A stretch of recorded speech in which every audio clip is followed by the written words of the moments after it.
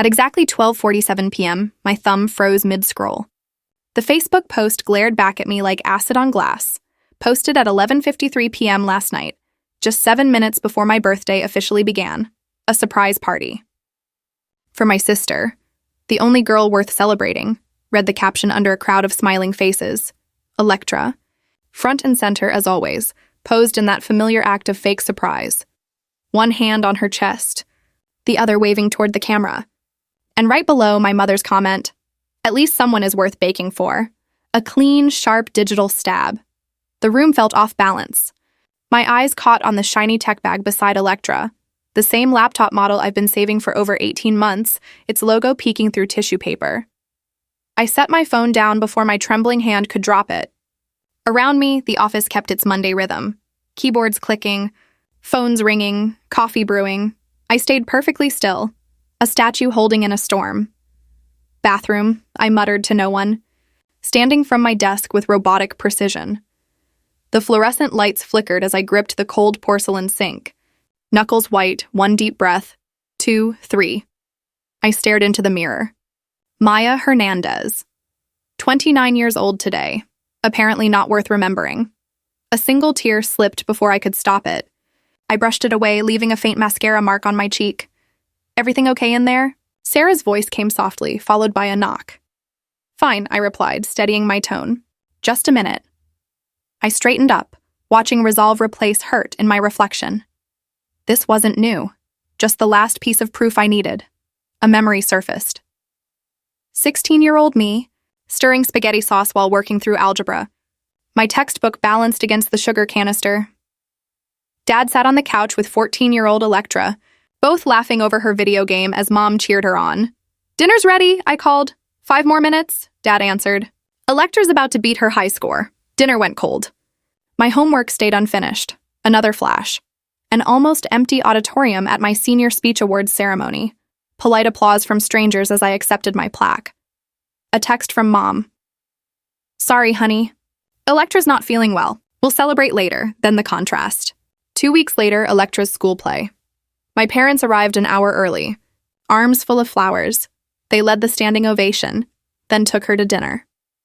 Mom kept saying, "Our little star." I blinked away the memories and returned to my desk in measured steps. Sarah glanced up, concerned, but I waved her off with a practiced smile. My computer screen glowed as I opened my banking app and checked my payment history. There it was, the truth in numbers. Automatic transfers, month after month. When added up, $34,445 over 40 months. Nearly $35,000. The price of my small apartment, my empty savings, my worn-out coat, all while Electra enjoyed her downtown loft and weekend getaways. My gaze fell on the small orange bear keychain hanging from my monitor, the only gift Electra ever gave me. "A carnival prize from years ago. The pink one's prettier," she had said, hugging it close. "You can have the ugly orange one." "Mom, tell her orange is ugly," and Mom nodded. I unclipped the bear, its fur worn thin. I'd kept it for years, a charm, a hope that someday our bond would mean something. The printer hummed nearby. Someone laughed at a joke. Outside, Seattle traffic moved under gray skies. Inside, something in me finally shifted, a quiet crack after years of pressure. "No more," I whispered, closing my hand around the bear. The words felt strange, yet right, like trying on clothes that finally fit. No more. That night, my apartment felt smaller as I spread my bills across the kitchen table, $648 for rent, $82 for electricity, $230 for groceries. Numbers that should balance, but one didn't belong. Owen Whitaker, $750 auto payment scheduled for the 1st, not my landlord. Electra's 38 months of paying her rent. While she bounced between jobs, each ending with the same forwarded email. Performance inconsistencies, excessive absences, words that should matter, but never seem to. Not for Electra. My phone buzzed. A voicemail from Dad. "Maya, honey," his voice began, that familiar coaxing tone. "Need about $700 for something special this weekend. Nothing big. Call me when you can. Not if I can help. When. Always when." I opened my travel fund app, Balance. 178.43. The Greece trip I'd dreamed of since college. Still just a fantasy on a screen, and saved documents. My retirement account balance reads $4,280, a disappointing figure for someone who's 29, at least according to every financial advisor I've ever followed. The math is simple. $750 for Electra's rent, multiplied by 38 months equals $28,500. Add in the emergencies, car repairs, and dental bills Dad couldn't cover, and the total climbs to $34,445. That number sears itself into my memory. I pull out an old photo album from under the coffee table. 3rd grade, the regional spelling bee. Mom had promised to come, but chose Electra's dance recital instead. Next time, she said, patting my head. Electra needs me. She gets anxious. Behind that photo sits a cancellation notice from my sophomore year speech workshop. Insufficient funds. The explanation was clear. Mom redirected my $180 registration fee to Electra's summer dance program. She has real talent, she'd said. Your grades are already great. Then there was the graduation dress. It was mine, until Electra spilled red wine on it 3 days before my ceremony. It looks better on her anyway, Mom said as Electra twirled in my altered dress at her junior prom. Red suits her skin tone. I opened my laptop again and checked my savings account. 6,930 taus, it should be closer to $40,000, if not for years of covering Electra's expenses. My finger hovers over Instagram. I shouldn't look. But I do. There she is, Electra on Camelback Mountain, the Phoenix sun flashing off her designer sunglasses. The post went up 3 days after she texted me, "Need rent money early this month, power might get shut off." 4 posts later, she's holding a new designer bag. I recognize the logo, the same day I'd sent her $600 for a medical emergency. She's just more sensitive than you. Dad's voice echoes in my head from countless past talks. You've always been our rock, Maisie Daisy. So capable. Capable because I had to be. Responsible because no one else was. I pick up the small orange bear keychain from my desk and sink into my couch, turning it over in my hands. The fur, once vivid, has faded to dull amber, thin from years of anxious fidgeting. The pink one's prettier, Electra had said at the carnival, 8 years old and already sure of herself. You can have the ugly orange one. Orange is ugly, Mom had agreed, brushing Electra's hair. But Maya doesn't mind, right? And I hadn't minded. Or at least said I didn't. That keychain stayed with me through high school, college, and into adulthood, a constant reminder of what I was taught, that I should accept less, carry more, and quietly make things work.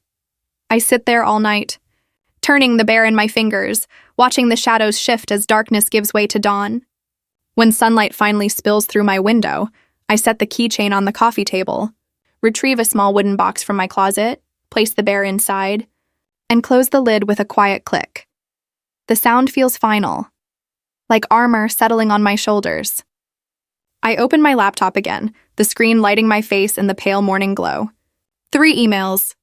That's all it will take. The first address, Owen Whitaker. Words pour out with calm precision, each keystroke firm and deliberate. Beneath the frustration, something stronger rises, not just anger, but resolve. Self-respect. The drafts sit in my inbox like keys in a long-locked door. I glance at the clock, 5:17 a.m. I've spent the entire night writing and refining every line until each one feels unshakable. The first email, addressed to Owen Whitaker, reads with professional clarity. Dear Mr. Whitaker, I'm writing to inform you that, effective immediately, I will no longer be making rent payments for my sister, Electra Hernandez, at 14 Dune 45 Belmont Avenue. This support was intended as temporary and has now continued for 40 months. Please direct all future correspondence regarding this property to the tenant. Respectfully, Maya Hernandez Short, clear, final. The second email to my bank follows with equally measured precision, instructing them to cancel the $750 automatic, the payment that empties my account on the 1st of every month. Began 3.5 years ago, right after Electra's so-called temporary setback. The third email, addressed to my family, takes the longest to finish. The subject line reads simply, Financial Boundaries, effective immediately. Inside is a detailed spreadsheet listing every dollar. I've provided $34,445 over 40 months rent payments. Utility bailouts, Emergencies that somehow covered weekend getaways. Even that birthday laptop. Above the spreadsheet, I write a brief message.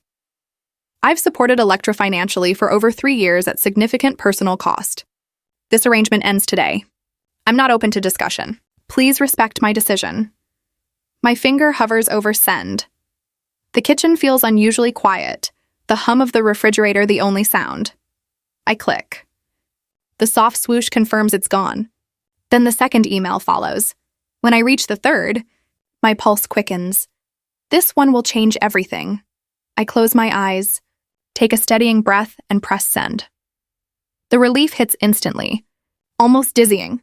I push back from the table, stretch, and laugh, a sound so unfamiliar in this apartment that it startles me. Freedom feels like coffee brewed at dawn after a sleepless night of reclaiming control. At 7:23 a.m., my phone rings. Mom, I silence it. Then again, Mom, I silence it once more. By 8:15, I've ignored 12 of her calls. At 8:32, a text from Dad flashes. Your sister is crying. Call us immediately. I don't.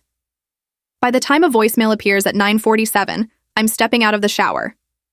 Electra's voice erupts through the speaker. You've ruined everything. How am I supposed to pay rent? Where will I live? Mom and Dad are losing it. You can't just... Her voice breaks into anger. You selfish bitch. After everything we've done for you? I delete the message halfway through, a faint smile touching my lips. Everything they've done for me, the irony stings more than it amuses. By noon, the family group chat explodes. Aunts, uncles, and cousins, people who haven't messaged me in years, suddenly have opinions. Uncle Robert. Family helps family. Period. Aunt Teresa. Your sister needs support right now. Cousin Derek. Wow. Cold. I mute the thread and head to work, standing taller than I have in years. At my desk, I'm met with a surprise. A hand-drawn birthday card signed by the entire department and a single chocolate cupcake with a candle. Sarah, from the next desk, gives a small smile. We realized it was your birthday yesterday. Sorry it's a little late. My throat tightens. I don't tell her it's the only birthday wish I've received this year. A text pings from my cousin Tamsin. Heard about your email. About time. Flowers on the way tomorrow. Happy belated birthday, warrior. After work, I stop by the tech store, the same one from Electra's birthday photos. The clerk greets me warmly. I'd like the XPS 17, please. i9 processor, 32 GB RAM. Excellent choice, he says. He doesn't know I've saved for this exact model for 18 months. He doesn't know it's twin sites on my sister's desk, funded by my parents. To him, I'm just another customer making a confident purchase, and somehow that feels like validation. As he runs my card, I picture the future, where my money builds my life, a travel fund, a real retirement account, maybe even a place with a balcony someday. After dinner, my phone rings. Owen Whitaker, I answer calmly. Miss Hernandez, I got your email. There seems to be confusion. Your sister wasn't aware this arrangement was ending, and Mr. Whitaker, I interrupt evenly. I understand this is inconvenient, but my financial involvement with that property is over. Please handle future matters directly with Electra. A short silence. I see. Then I'll contact her regarding payment options. That would be best. Thank you. I end the call and feel something strong rising in my chest. For 3 years, I've covered this man's mortgage while my sister lived in luxury. For 3 years, I've gone home to peeling paint and a rattling window unit. No more. I sink into my worn-out couch, eyes closed. My phone buzzes endlessly, but it feels distant now, like background noise from another life. Tonight, for the first time in years, I'll sleep without carrying anyone else's financial weight. Tomorrow will bring more calls. Accusations, maybe even a visit. But I'm no longer afraid. Whatever storm comes, I've built a shelter of self-respect strong enough to withstand it. I drift into sleep almost instantly, my mind quiet, my body finally at peace. 2 days later, that calm stays with me as I accept a promotion, a new position in Boston. At exactly 2:14 p.m., the phone at the lobby security desk rings. I look up from my spreadsheet to see Jules North, our building guard motioning for my attention through the glass wall. Miss Hernandez, someone's here asking for you, he says. She claims she's your mother. Concern flickers in his eyes. She seems upset. My stomach sinks as I spot her in the lobby, arms crossed, foot tapping sharply against the polished floor. Her pearl earrings glint under the lights as she scans the room. Searching for me. I'll be right there, I tell Jules. Closing my laptop with calm hands that hide the chaos inside, Sarah looks up from the next desk, eyebrows raised. Everything okay? Family issue, I say, the words tasting bitter. Can you cover for me? Take your time, she replies softly. I'll tell Peterson you're on a client call. As I step into the lobby, the doors slide open and my mother's perfume, floral, familiar, hits me first. Finally, she begins, her voice carrying across the room. We need to talk about that ridiculous email. The receptionist typed faster, pretending not to hear. I'm at work, Mom, I say, guiding her toward the side door. We can talk after 5. Jules watches us closely, his hand hovering over the desk phone. I give him a nod. I'm fine. Outside, the Seattle drizzle settles on my blazer as Mom grabs my arm. Family doesn't abandon family, she whispers, her tone sharper than a shout. Do you realize what you've done to your sister? She can't eat, can't sleep. We'll talk after work at my apartment, I reply evenly. 6 o'clock. Bring Dad and Electra. It's not a request, she insists. Fine, I say, turning away. This isn't who we raised you to be, Maya. She calls after me. I pause at the door. No, it's who I choose to be now. The rest of the day drags by in slow 15-minute intervals. I mentally rearrange my small apartment. 3 chairs and a love seat, barely enough. I'll have to move the coffee table. At 5:58 p.m., the doorbell rings. They're early. They enter like smoke, filling every corner of my apartment. Dad walks in first, his broad frame shrinking the space. Mom follows, eyes scanning and judging. Electra lags behind, eyes red, shoulders drooping in her designer coat, the same one she wore in that Instagram post 2 days after asking me for rent money. Would anyone like some water? I ask, strangely calm. Water? Electra's voice cracks. You're offering water? I don't even know what I did wrong. She collapses onto the couch, crying. Dad sits beside her, wrapping an arm around her shoulders. Your sister's fragile right now, Maya, with everything happening at work. Which job, I ask? The marketing role she lost in January or the design one she was fired from in March? Her sobs falter for a moment. Mom steps in. That's why she needs support, until she gets back on her feet. 4 jobs in 2 years isn't bad luck, I respond. It's a pattern. I walk to my desk and open my laptop. The projector hums to life, casting a blue light on the bare wall. What are you doing? Mom demands. Providing context, I say, opening a folder. The wall fills with text. Electra's termination email from Web Team Creative. Phrases like excessive absences and final warning are highlighted in yellow. Dad frowns. We knew about this, but... These, I continue, clicking through, are screenshots from her Phoenix trip. 3 days after I sent her $900 for rent. Photos of Electra by resort pools and shopping bags appear on the wall. She starts to explain, then stops. I move to the next slide, bank records. $34,445 transferred over 40 months. My retirement balance appears next. A tiny number. Then my student loans, a much larger one. The room falls quiet except for the projector's soft whir. Electra stares down. Dad looks stunned. Mom's lips form a thin line. I stand taller. For the first time, I feel like I can breathe. I'm not asking for permission, I say quietly. I'm informing you. The payments stop, effective immediately. Electra lifts her head. But how am I supposed to... The same way other adults do, I answer. Work, budget, make decisions. Dad clears his throat. Maya, I didn't realize... I've accepted a promotion, I interrupt. Senior operations lead in Boston. Boston? Electra repeats, genuine surprise breaking through. I leave in 4 weeks. Mom steps closer. You can't just... I can. I reply. 2 words, but they settle heavy in the air.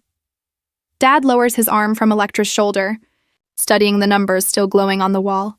Then finally, he looks at me, really looks at me, for the first time in years. I didn't realize, he repeats, softer this time. Something shifts in his face, the first visible crack in years of quiet denial. The projector hums steadily as the 4 of us sit in this suspended moment of truth, each absorbing the new reality unfolding in my small apartment. After years of imbalance, the scales have finally evened out. She's always been more sensitive than you, Lorena says, pacing the narrow living room, her heels striking the floor in sharp, impatient rhythm. From the day she was born, the doctor said she needed extra care. I lean back against the counter, arms crossed, watching a performance I've seen my entire life. The script hasn't changed in 29 years, only now, I finally recognize it for what it is. Electra faces special challenges, Lorena continues, her voice rising to that familiar tone of self-sacrifice. You've always been so capable. She delivers the word like an accusation. Victor shifts uneasily on my secondhand couch, eyes darting between us. Electra sits beside him, mascara smudged just enough, clutching a wad of tissues in her trembling hands. We're not asking for much, Lorena insists, meeting my gaze with the same look that once would have sent me reaching for my checkbook. Just continue the payments until she's stable. 6 months, maybe a year. And after that? I ask, my voice steadier than I expect. Then another year and another? Lorena's eyes narrow. You're choosing money over family. Is that laptop really worth breaking us apart? A dry laugh escapes me, short, sharp, humorless. This isn't about a laptop. It's about $34,000 and a lifetime of being treated like an ATM with feelings. That's not fair, Victor says weakly. No, I reply, meeting his eyes. It wasn't fair when you skipped my college graduation because Electra had a cold. It wasn't fair when I worked 2 jobs to support her. Or when you forgot my birthday but threw her a surprise party 7 minutes before midnight. Electra flinches. Something real flickers across her face. I'm choosing self-respect over enabling, I continue, the words settling heavily in the room. And if that means destroying this version of our family, maybe it's time to ask what we were really preserving. Silence follows, thick with years of unspoken truths. For the first time, I see uncertainty in Lorena's eyes. Her mouth opens, then closes, no script ready. Victor stares at the floor, shoulders sagging. Then, unexpectedly, Electra's breathing changes. Uneven, shaky. The carefully staged tears shift into something genuine. I can't, she whispers, dropping the tissues. I don't know how to do this on my own. The admission hangs between us, the first honest thing she's said to me in years. My instinct is to help, to step in as always. But I stay rooted in place, in the apartment I can barely afford because of her. You can learn, I say gently but firmly. But I won't do it for you anymore.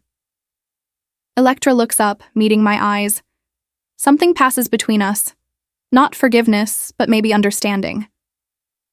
For once, she sees me not as a resource, but as a person with limits. How? Her voice is small now, stripped of all performance. The same way I did, I reply. One step at a time. Victor clears his throat, drawing our attention. His eyes are red, hands clasped tightly. I failed you both, he says quietly. The words dragging something deep from within him.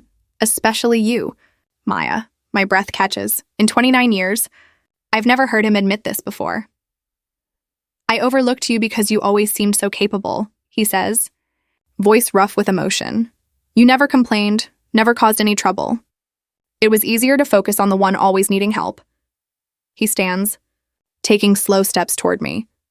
I don't expect forgiveness, he continues, but I'd like a chance to do better, to be the father you always deserved. His sincerity reaches something deep within me, stirring a hope I thought I'd buried long ago. But hope without limits can be dangerous. Words are easy, I reply quietly. I need to see action. Tell me what that looks like, he says simply. I take a slow breath. Electra needs a real job, with an official contract I can verify. She needs a working budget she actually follows. And both of you should consider therapy. Lorena opens her mouth to argue, but Victor stops her with a look. And the financial help? He asks. It ends today, I answer. But emotional support, with clear boundaries. That door stays open, conditionally. Victor nods, then does something he hasn't done in years. He steps forward and hugs me. Not the distant kind of hug we've exchanged out of habit, but something genuine. For a moment, I let myself lean into it, to feel that small, fragile reconnection. When they leave 20 minutes later, the apartment feels changed. Quieter. Emptier, but somehow more mine. I pour a glass of wine and stand by the window, watching them walk toward their car below. Lorena's stiff posture, Victor's hand hovering on Electra's shoulder, my sister's rare silence. I don't know if they'll follow through on what I've asked.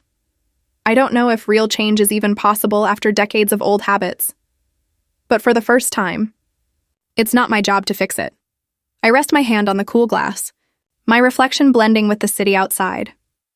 There's peace in this moment. Not the false kind that comes from giving in, but the real kind that comes from standing firm in your truth. Whatever happens next, I know this. I've drawn the one boundary that matters most, the one that protects my worth. The morning sun filters through my sheer curtains, painting golden lines across my Boston apartment. I stand by the window, coffee mug warming my hands as I take in the skyline. My skyline now, even after a year, it still feels like a gift I get to unwrap each morning. 1 year, I whisper to my reflection. 1 year since I held that old orange bear keychain and said, "No more." My phone buzzes on the counter. Tamsin, just landed. Can't wait to see your place. Boston's freezing compared to Arizona. I smile and type back, bringing an extra sweater to the airport. See you soon. The apartment feels different today, decorated with intention for my 30th birthday. Simple white fairy lights, a few fresh flowers I chose myself, a small cake waiting in the fridge. This celebration is mine, on my terms. I open the small wooden box on my desk, the one that holds the orange bear keychain. Once a reminder of exclusion, now it symbolizes the moment I finally chose myself. I trace a finger over its worn fur before closing the lid. Dr. Calloway would be proud. Yesterday in therapy, she said my posture had changed, shoulders back, chin lifted, voice steady. You've reclaimed your space, she told me, not just in the world, but in your own life. The chime of my laptop breaks my thoughts. A video call from Dad. "Happy birthday, Maya," he says, his smile small but genuine. He's sitting at his desk, the one he finally assembled after years of saying he would. "Thanks, Dad," I say. "Got your card." The bookstore gift card was perfect. He nods, relief visible. "I just want you to know I'm proud of you. The promotion, the move, everything. The words hang between us, new, but welcome." 2 visits over the past year have slowly rebuilt what was once broken. One honest talk at a time. "How's Electra doing?" I ask. 4 months at the pharmacy, he says, sounding surprised. Hasn't missed a shift. Finishing her bookkeeping classes next month? That's good to hear. We talk for 15 more minutes. Not the long, draining conversations we used to have, but something easier. Healthier. When the call ends, I notice Mom's short text, "Happy birthday." It's not warm, but it's not cold either. It's something, and that's enough. The doorbell rings at noon. Emma and Rachel arrive early to help set up. Friends who know my story but never define me by it. Friends who respect boundaries. The birthday girl. Emma laughs, handing me a gift bag while Rachel brings a bottle of wine. We're laughing in the kitchen when my phone buzzes again. An email from Electra. The subject, "Your day." I pause, then open it privately. "Happy birthday, Maya." I've been thinking about last year, and all the years before. I took advantage of your kindness because it was easier than standing on my own. I'm trying to do better now. Enjoy your day. Not a full apology, but acknowledgement. Progress, I reply with encouragement. Careful to keep my boundaries intact. The same boundaries that finally let us both grow. When I return, I'm smiling. Later, as Tamsin arranges appetizers and guests begin arriving, I catch a glimpse of myself in the hallway mirror. 30 years old. Smaller circle, stronger peace. The woman in the reflection stands taller now, free from the weight of everyone else's expectations. This year, this birthday, this life, I'm the one worth celebrating.